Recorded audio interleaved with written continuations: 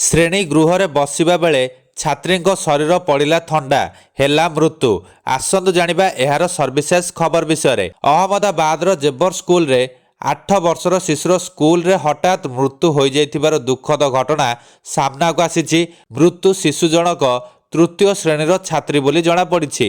ଏହି ଦୁଃଖଦ ଘଟଣାକୁ ନେଇ ସ୍କୁଲର ପ୍ରଧାନ ଶିକ୍ଷୟିତ୍ରୀ ଶର୍ମିଷ୍ଠା ସିଂ କହିଛନ୍ତି, ସ୍କୁଲ ଆସିବା ସମୟରେ ଶିଶୁର କୌଣସି ଶାରୀରିକ ସମସ୍ୟା ନଥିଲା। ସେ ସବୁଦିନ ପରି ସ୍କୁଲ ଆସିବା ପରେ ଶ୍ରେଣୀ ଗୃହରେ ଯାଇ ପ୍ରବେଶ କରିଥିଲା। ହଠାତ୍ ତାକୁ ନିଶ୍ୱାସ ନେବାରେ ଅସୁବିଧା ହୋଇଥିଲା। ଶରୀର ଥଣ୍ଡା ପଡ଼ିଯାଉଥିଲା। ସ୍କୁଲ ପ୍ରଶାସନ ଶିଶୁର ତୁରନ୍ତ ସିପିଆଇ ଦେଇ ହସ୍ପିଟାଲ ନେବା ପାଇଁ ଆମ୍ବୁଲାନ୍ସ ଡକାଇଥିଲେ। ହସ୍ପିଟାଲ ନେବା ପରେ ଡାକ୍ତର ଶିଶୁକୁ ମୃତ୍ୟୁ ଘୋଷଣା କରିଥିଲେ। ମୃତ ଶିଶୁ ଜଣକ ଅହମ୍ମଦାବାଦରେ ନିଜର ଜେଜେବାପା ଓ ଜେଜେମାଙ୍କ ସହ ରହି ପାଠ ପଢ଼ୁଥିଲା ଏବଂ ତାଙ୍କର ବାପା ମା ମୁମ୍ବାଇରେ ବସବାସ କରନ୍ତି। ଶିଶୁର ମୃତ୍ୟୁ ଖବର ପାଇବା ପରେ ବାପା ଓ ମା ମୁମ୍ବାଇରୁ ଅହମ୍ମଦାବାଦ ଆସି ପହଞ୍ଚି ଯାଇଥିଲେ। ଶିଶୁ ମୃତ୍ୟୁର ସ୍ପଷ୍ଟୀକରଣ ଜାଣିବା ପାଇଁ ମୃତଦେହକୁ ଜବତ କରି ପୋଲିସ ବ୍ୟବଚ୍ଛେଦ ପାଇଁ ପଠାଇ ଦେଇଛି।